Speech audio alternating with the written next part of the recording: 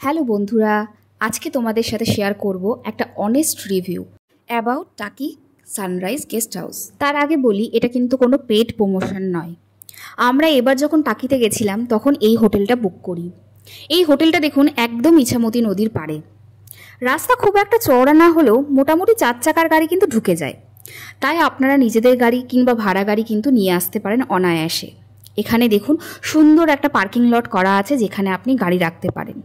আর ভিতরে ঢুকতেই দেখতে পাবেন দোলনা, ছোট ফোয়ারা এবং সুন্দর সুন্দর গাছপালা দিয়ে সাজানো এই হোটেলটা।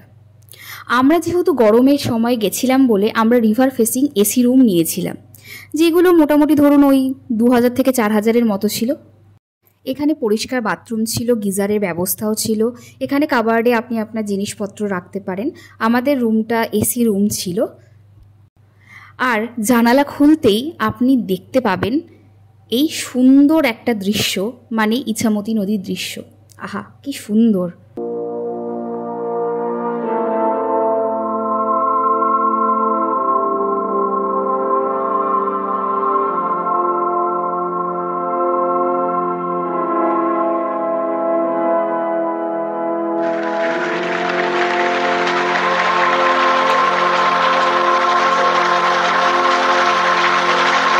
এবার আসি খাবার দাবারের দিকে।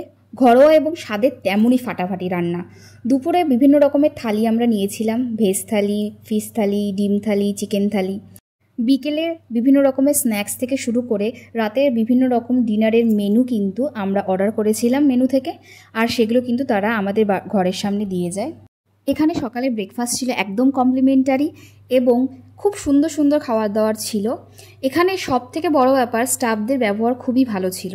যখন আপনাদের দরকার তখনই কিন্তু তারা এসে আপনাদের জিনিসপত্র দিয়ে যাচ্ছিল।